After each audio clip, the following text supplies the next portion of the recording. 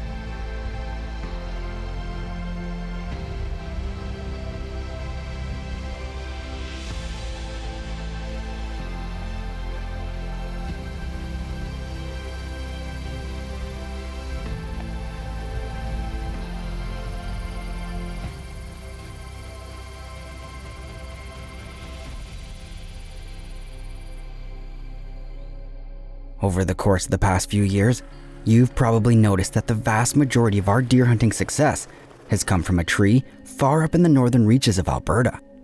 Somewhere deep in the remote forest, we often locate a particular deer with our covert trail cameras, study him immensely, and then sit for as long as it takes in one location until we cross his path. Over those last several years, while we've worked hard to learn the ways of a bush whitetail, host Jeffrey Solberg has silently been working his butt off in southern Alberta, trying to perfect his own strategy. With the crazy levels of hunting pressure and limited forest to hide in, bucks often don't survive long enough to reach any level of maturity. But as Jeffrey was deploying his army of covert cameras early in the summer of 2019, it became apparent that his hard work was beginning to pay off. And I'm gonna be hanging some cams. I must have 8 or so cameras with me this morning. Got some 2018 covert models, some 2019 covert models. Pretty excited. I did a little scouting here last night for the first time this year, and boy, looks like there's gonna be some beauty bucks. So, pretty excited to see what happens, what we can get on camera. Got some minerals I'm gonna put out, and just looking forward to it.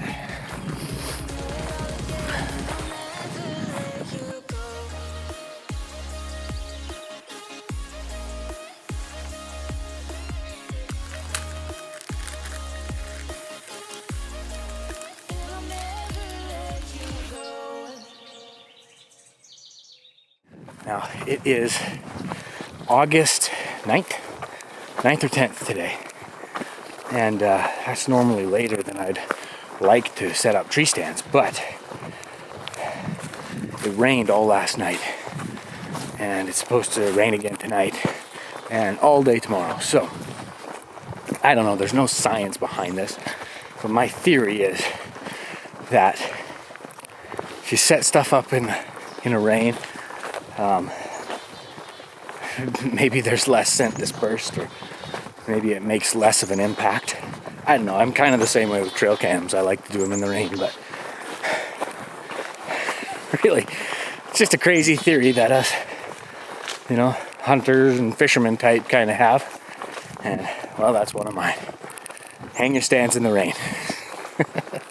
Fatal Impact is proudly sponsored by Vortex Optics, Wood Wheaton Supercenter, Covert Scouting Cameras, Old Smokes Coffee, Black Widow Innovations, and the MD of Bonnieville.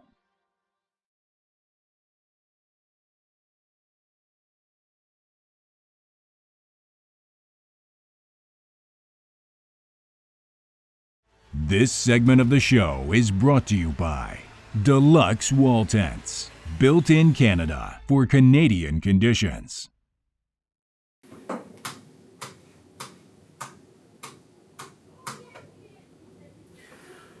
So I'm on my lunch break, going through trail cams, and what I'm doing this year, I've never done this before, but I am building a spreadsheet of the deer movements, what times they're moving, which deer it is, and which camera they're on. And I don't know, it might be nerdy, but I'm just trying to get as much information as I can about these deer. I've got 9 deer that I have figured are shooter bucks, for sure shooters. The smallest one being one I call the Heavy 8. The biggest one being the Good Luck buck. It looks like he's got his brow tines look like his fingers are crossed. Kind of a split brow tine. So it's the biggest deer, but I've got 8 others, 7 others in between. So if any one of them walks by, I'm gonna try to shoot him. But I'm just developing this spreadsheet to help me figure out, okay, there's certain weather conditions that are making them move less, certain weather conditions that are making them move more. What I found, it seems on the days where it's really windy, we're not getting much movement, at least not in front of my cameras, and I've got a lot of cameras out there. And on the days where it's rainy, it seems to be good movement, either the rain moving in or the rain moving out. Seems to be quite a bit of movement on those days. So, with an entire summer's worth of intel gathered from his covert trail cameras, Jeff had began piecing together the puzzle and figuring out where and when these deer were traveling certain areas. He knew there were multiple large shooter bucks on the property, but setting up in the right location and being in the stand when they walk by is always the tough part. It was a long couple weeks, but eventually the season opened up and Jeff was able to climb into one of his stands. Or so he thought. Well, plans have changed, to say the least. It's September 2nd, opening day, the evening, and I'm supposed to be in my tree stand, but when I got there, there was another stand 40, 50 yards away, and there was people in it. I must not have seen it, either that or they just set it up. I texted the guy, he said it's been there for a while, but they just put the ladder in. So I must have just missed it. Anyway, doesn't matter. I climbed down and moved off, and now I'm sitting in the bushes, in the weeds. My natural habitat. Boy, it's a bad day to not have brought camo. I feel in a tree stand it's not really that important. But boy, on the ground here, I would have liked a face mask and some camo. Well, I got some.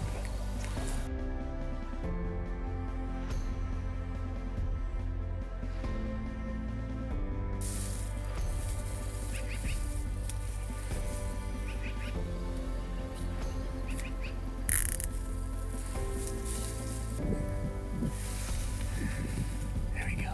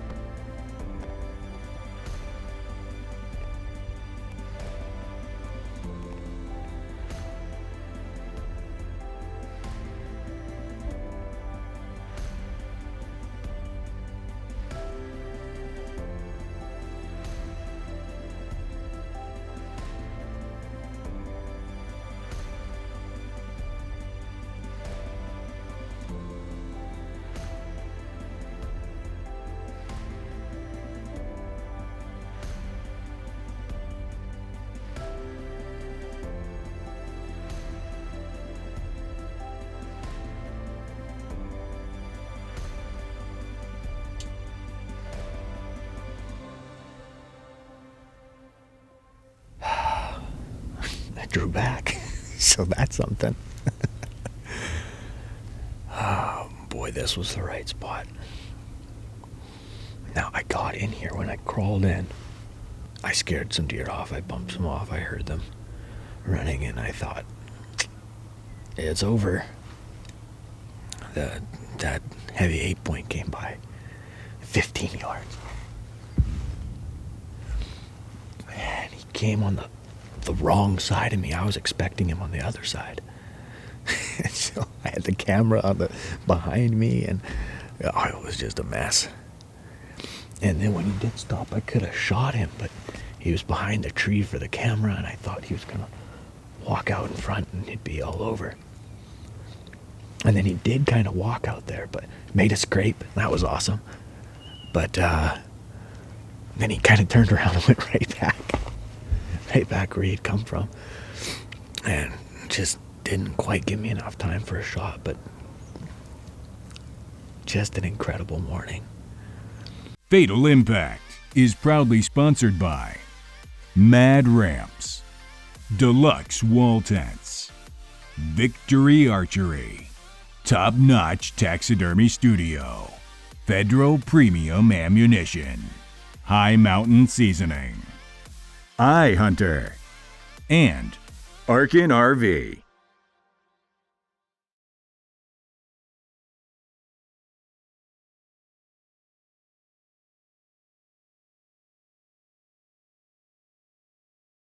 This segment of the show is brought to you by Wood Wheaton Supercenter, a proud supporter of our outdoor heritage.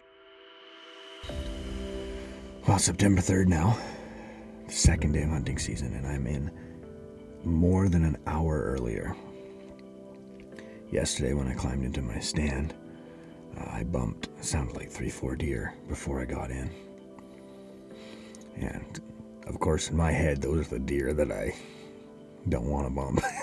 That's probably my bucks.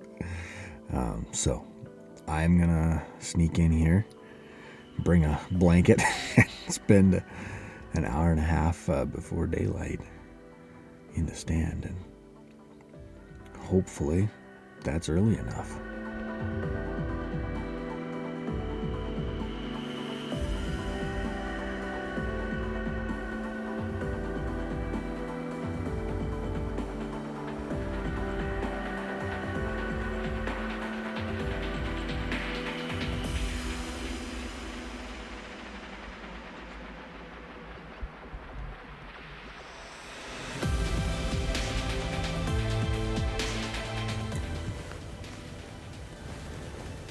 It is September 5th. And it's just legal light within the last minute or two.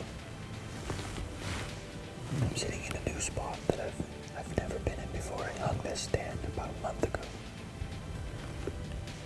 It's deeper in the woods than I've ever been, and closer to the bedding area than I've ever been. Just behind me. But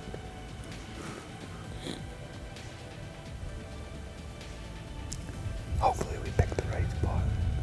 Wind is really good.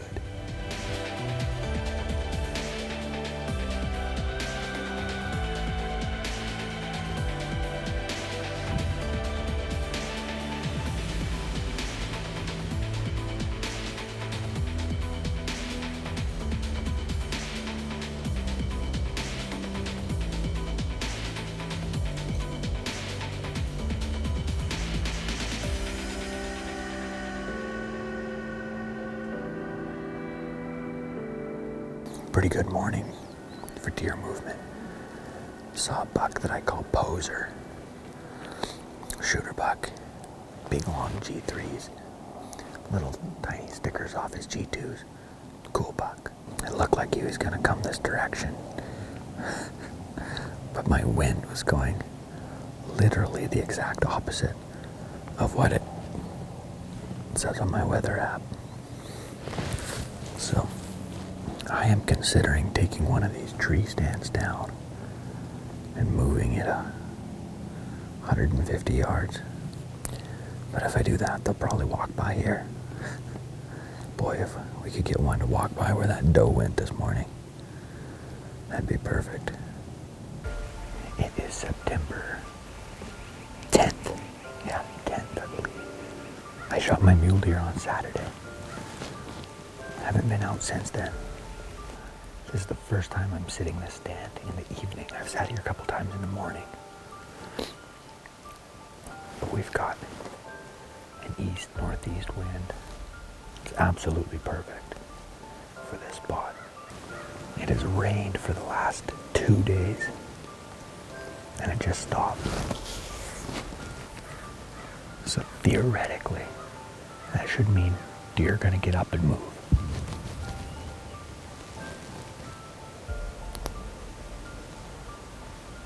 That's good, that'll work. Rain has moved in, a pretty steady, misty rain. And the wind has gone all over.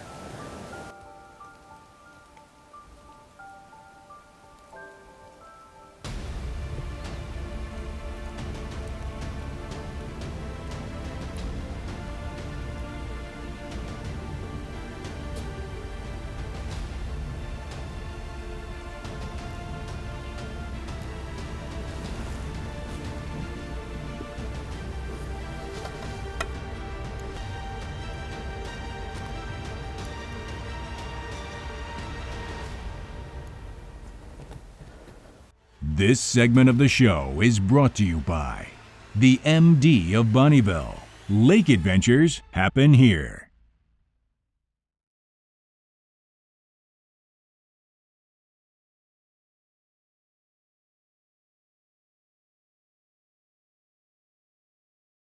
This segment of the show is brought to you by Vortex, the force of optics.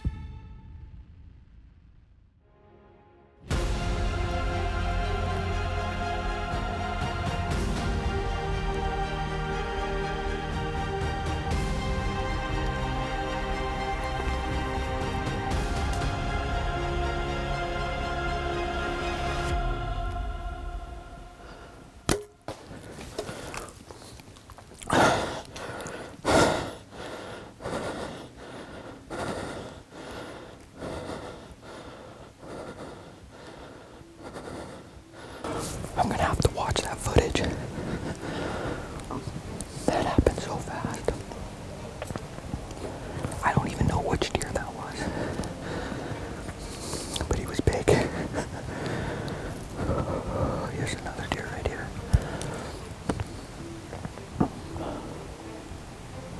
Doe.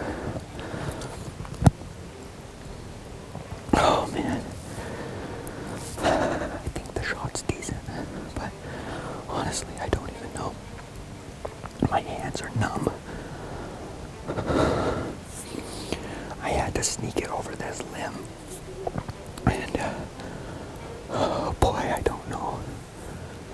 It must have been close, but at the arrow here. As you can see, my broadhead buried in that tree there behind. And that branch in the arrow actually kind of snapped, flipped. But it's covered in good blood.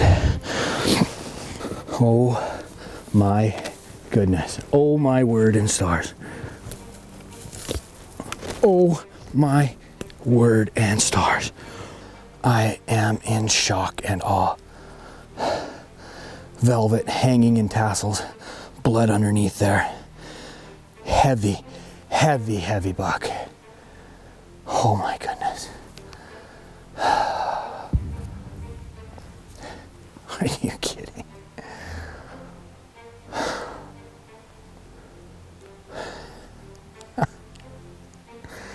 I am truly blessed. I mean, this is probably the biggest whitetail I've ever hunted. And in my wildest dreams, I did not expect to shoot him.